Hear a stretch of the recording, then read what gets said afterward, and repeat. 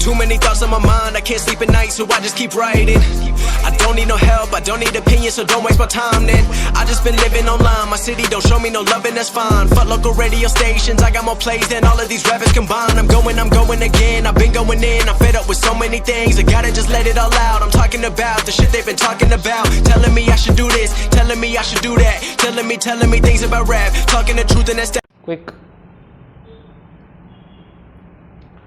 So hello students, in the previous class we started with accounting terms, तो उसको जो आगे कैरी ऑन करते हैं एंड फर्दर जो है देखते हैं कुछ और accounting term which will be very helpful to understand the further chapter, है ना. Chapter you can say accounts जो है पूरा ये समझने में जो है हेल्प करेगा हम लोग, है ना.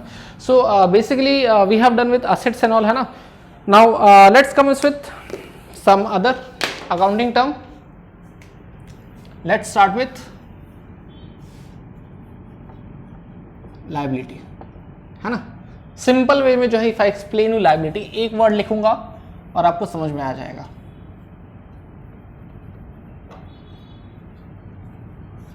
सिंपल वे में जो लायबिलिटी समझो, कर्ज, है ना. बट ये तो एग्जाम में लिख नहीं सकते. सो जरा देखते हैं कि लायबिलिटी है क्या. Basically how we shall define this liability in accounting term. Basically when it comes to liability, the simplest explanation what you can give is the liability is an obligation. Sir obligation मतलब जिम्मेदारी, ठीक है. Liability is an obligation और depth.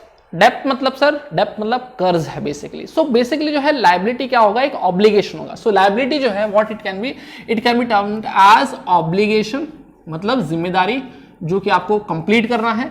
Obligation और depth मतलब sir, मतलब ये होता है कर्ज, है ना.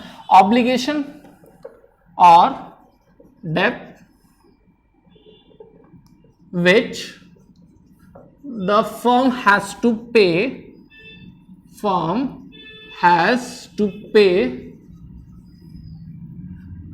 to other firm, मतलब company in future.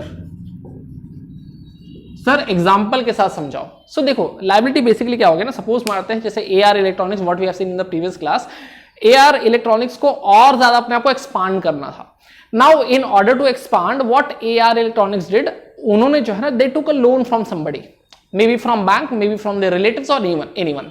Now, AR Electronics, they have to return that loan back. तो वो एक तरह से क्या हो गया, एक कर्ज हो गया. So, liability क्या है, एक obligation बोलो, मतलब जिम्मेदारी, या बोलो कोई कर्ज, which the firm has to pay to other firm in future, because आपने लिया था, अब आपको वापस रिटर्न करना है ना. तो अब यहां पे जो है AR इलेक्ट्रॉनिक्स ने जो है सर्टेन एक्सिस बैंक से जो उन्होंने लोन लिया है. किसने? AR इलेक्ट्रॉनिक्स ने. Now this loan which went from Axis bank to AR limited, AR electronics, वो क्या AR लिमिटेड को फ्यूचर में इनको वापस नहीं पे करना पड़ेगा? सर बिल्कुल पे करना पड़ेगा. So that amount what you have taken, that is termed as liability. तो इन शॉर्ट इसलिए मैंने पहले वर्ड लिखा था कर्ज, है ना. सो लायबिलिटी क्या है सर, सिंपल अकाउंटिंग वे में बोले तो लायबिलिटी इज एन ऑब्लिगेशन और depth which the firm has to pay to other firm in future, because आज मैंने आपसे पैसा ले लिया है, मैं फ्यूचर में आपको दे दूंगा. तो that is termed as basically liability. Now, basically when it comes to liability, what we have to keep in mind, liability जो है ना, it can be of two type. Liability जो है basically it can be of two type. It can be a current liability or it can be a non current liability. ठीक है ना. तो समझते हैं सर एक एक करके. सो अब लायबिलिटी क्या है वो क्लियर है सर, बट अब यहां पे आपने जो है वर्ड लगाया करंट और यहां पे नॉन करंट, उसके बीच के क्या डिफरेंस है. सी बेसिकली व्हेनेवर, जब भी ये वर्ड सुनो ना करंट, इसका मतलब होता है within one accounting year. So whenever you have taken loan and terms and conditions थी था that you are going to give the loan, return the loan और that amount whatever you have taken, that you are going to pay or return within one accounting year, उसको हम बोलेंगे current liability. तो मतलब amount आपने लिया और एक साल के अंदर you're promising that I'll return you back, that is termed as current liability, है ना. तो लोन ही जरूरी नहीं लायबिलिटी होगा, हो सकता है जो है you might have taken goods from me and आपने पे नहीं किया, आपने बोला हम बाद में देंगे, and you told आप बाद में दे दोगे, बट वो अमाउंट भी आपके लिए लायबिलिटी हुआ ना, बिकॉज आपको मुझे रिटर्न करना अल्टीमेटली, है ना। अच्छा, now that amount what you have to return, अगर if you are returning that within one accounting year, उसको हम बोलेंगे करंट लायबिलिटी। तो करंट लायबिलिटी क्या, आई होप क्लियर होगा, है ना। सो करंट लायबिलिटी, जब भी ये वर्ड करंट समझो ना, सुनो ना, दिमाग में एक ही चीज आना चाहिए, क्या, विद इन 1 ईयर। सिंपल में जो है याद रखो, when you are talking about current liability. Non current liability देखते हैं क्या फिर। अब नॉन करंट लायबिलिटी तो जस्ट अपोजिट होगा sir.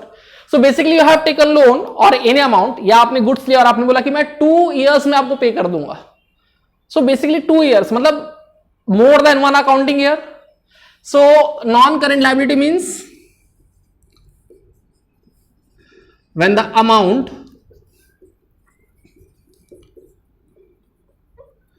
is to be paid, when the amount is to be paid after one accounting, या जो है year बोल दो, that's okay, after one accounting year would be much better, after one accounting year, that is termed as non current liability. तो मतलब current word इसलिए मैंने बोला था, मोमेंट आई से द करंट वर्ड, उसका मतलब होता है within 1 year, and if I say non current it means more than 1 year. So suppose in that case, suppose you have taken loan and you said that I am going to repay within 5 years, 5 years में आपको repay कर दूंगा, 5 years में, तो वो किस category में जाएगा, क्वाइट ऑब्वियस हो जाएगा नॉन करंट लाइबिलिटी में, है ना। सो लाइबिलिटी याद रखना, 2 काइंड्स ऑफ लाइबिलिटी। पहले तो लाइबिलिटी क्या है, लाइबिलिटी एज एन ऑब्लिगेशन, है ना, एक ऑब्लिगेशन है बेसिकली, और यू कैन से liability is basically an obligation और अ डेब्ट। ऑब्लिगेशन में जिम्मेदारी जो आपको पे करना है ना, बिकॉज यू हैव टेकन, और डेब्ट मतलब कर्ज हो गया बेसिकली, इसलिए मैंने पहले वर्ड कर्ज लिया ताकि जो आपको क्लियर हो जाए।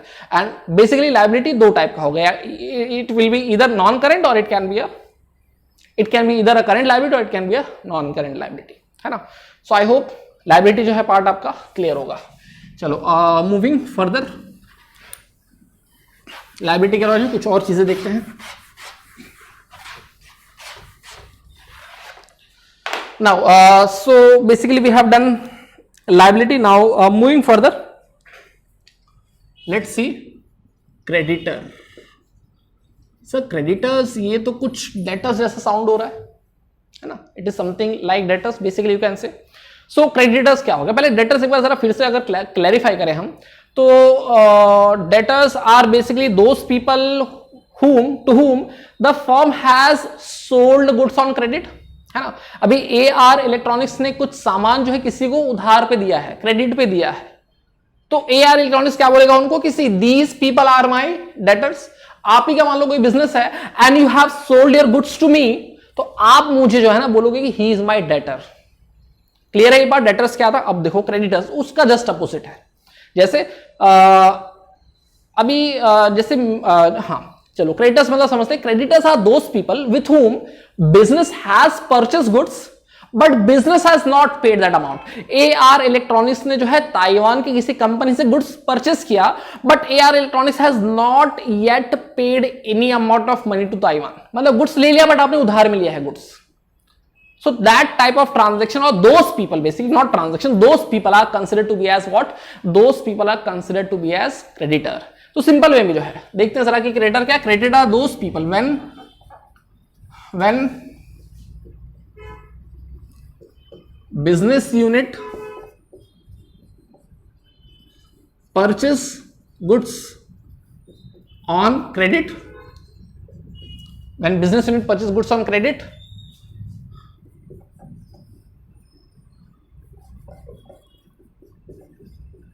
from other firm या बोलो business unit, then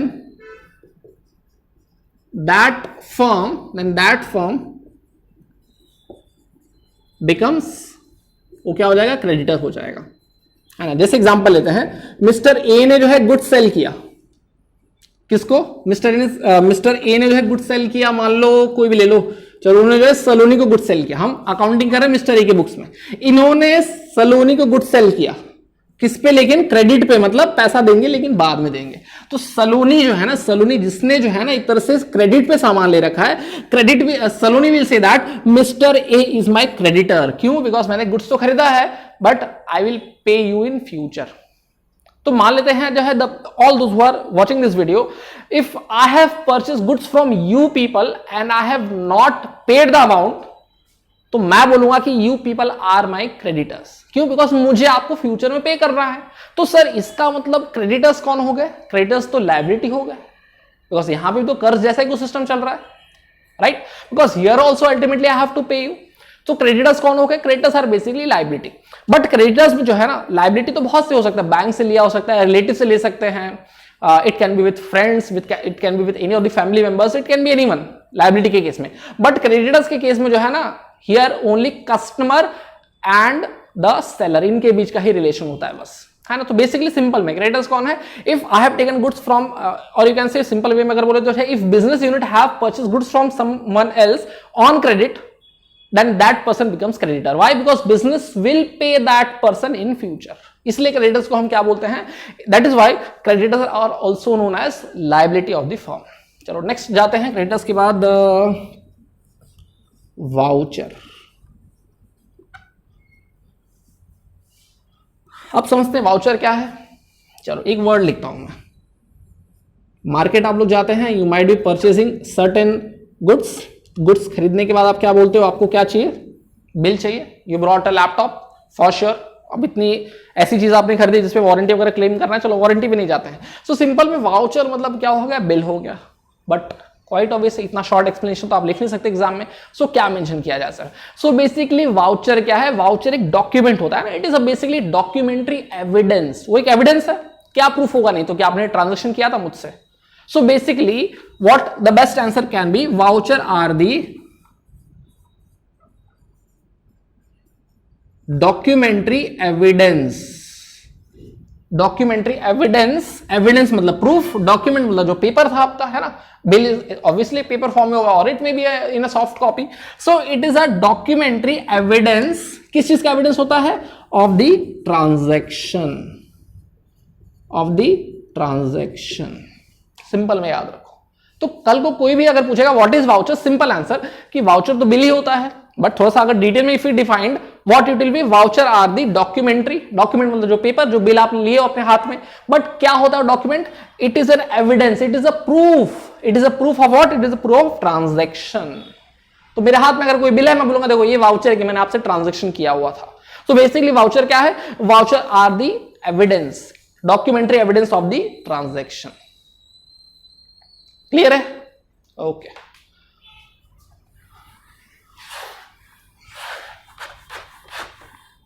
चलो moving further. After voucher next करते हैं स्टॉक, है ना? समझते कि स्टॉक जो है बेसिकली क्या है, how this is defined. So when it comes to stock, देखते हैं जरा स्टॉक क्या है। So see, as I told you in the beginning, आपको मैंने एक एग्जांपल दिया था गारमेंट के फैक्ट्री का, जहां पे टी शर्ट्स और जीन्स बनते हैं ना। सो बेसिकली स्टॉक क्या है? Stock are the goods which are ready. किस चीज के लिए रेडी हूं? Which are ready to be sold in the market. Simple में स्टॉक तो बहुत सिंपल था, है ना? आपको मे भी पहले भी आपने वर्ड कई बार सुना होगा। तो स्टॉक क्या है? गुड्स जो कि रेडी है, प्रोडक्शन हो चुका है, everything is ready, it is just need to be sold in the market. तो स्टॉक सिंपल में जो स्टॉक क्या है sir? Stock are those goods which are kept, और जो सेल कर सकते हैं मार्केट में आराम से, है ना? तो सिंपल में जो है स्टॉक क्या है sir? Stock are the goods which are ready to be sold in the market. Market में आराम से जो very easily you can sell such goods are termed as what? Such goods are termed as stock, है ना? सो I hope stock भी जो आपका clear होगा। अच्छा, in the previous class as far as I can recall, मैंने आपको assets बताया था। असेट्स क्या है? Assets are variable resources of the firm. जो वेरिएबल चीजें फर्म के लिए, वो सब असेट्स होते हैं, है ना? Which basically helps the firm to earn money. तो रिगार्डिंग असेट्स जो है ना, when it comes to asset, what you have to keep in mind, assets भी जो है ना डिफरेंट टाइप के होते हैं सर। मतलब basically when it comes to liability, I told you that liability are basically of two types. It can be a current और it can be non current liability, correct? Assets भी जो है ना basically there are 4 different types of assets. देखते हैं क्या क्या assets होते हैं, कितने टाइप्स के, और basically with an example it will be very much easy for you to understand. First of all an asset can be a current asset. Sir current word सुनते ही दिमाग में आ रहा है विद इन 1 ईयर, कुछ ऐसा है ना. Exactly you are correct, because पहले भी हमने ये वर्ड यूज किया current asset. So asset can be a current asset और it can be a quite obvious, it can be a non-current asset. Third type, asset can be a tangible asset or it can be a intangible asset. तो एक एक करके जो है meaning clear करते हैं. ये दोनों तो मेरे ख्याल से क्लियर होगा because something very much related things we have done regarding assets, है ना. देखते हैं जरा क्या है. सो करंट असेट्स क्या हो गया? Those assets which are in the firm for 1 accounting year. एक साल में आप उसको यूज करने वाले हो. जैसे cash, with in 1 year it is expected कि आप यूज कर लोगे और नया कैश जनरेट होगा, है ना. Cash can be termed as a current assets. अच्छा, even this is termed as a current asset. Debtors assets are those assets which can be utilized within 1 accounting year. तो cash can be considered as a part of current assets.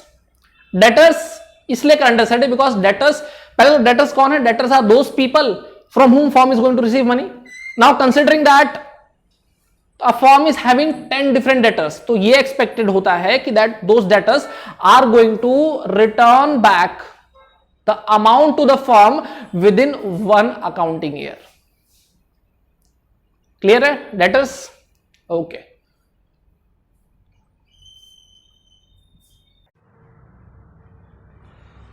Okay, so regarding non-current assets क्या है? Just like non-current liabilities which was for more than 1 year, non-current assets are those assets which can be used for more than 1 accounting year, है ना. So I hope you are clear with non-current assets. Non-current asset हो या non-current liability हो, if the word is non-current it means it is for more than 1 accounting year. Next आते हैं tangible assets. क्या है ये? Tangible assets basically these are those assets which can be used, which those assets which has physical existence. Sir मतलब क्या आपका? मतलब those assets which you can touch, which you can feel. Now for this classroom, this blackboard, this whiteboard, don't you think it is an asset? Quite obviously asset because it has a valuable resource. It is a valuable resource for the business, right? So अभी जो है all those assets which you can touch, which you can feel, which have physical existence, है ना. इसका देखो ना, एक physical existence है ना. So all those assets are considered to be as tangible assets. Example देखते हैं.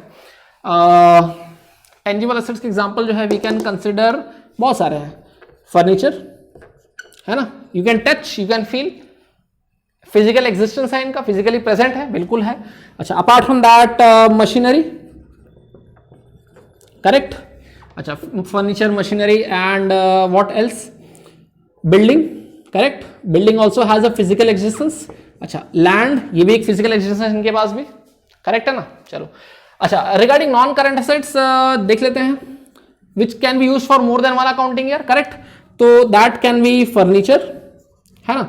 लैंड, ये सब चीजें क्या है? This can be use for more than 1 accounting year. Non current assets में तो पहले मैंने डिस्कस किया था cash, debtors which can be used only for 1 accounting year. चलो, इनटेंजिबल एसेट्स क्या है? टेंजिबल मतलब इट हैज फिजिकल एग्जिस्टेंस.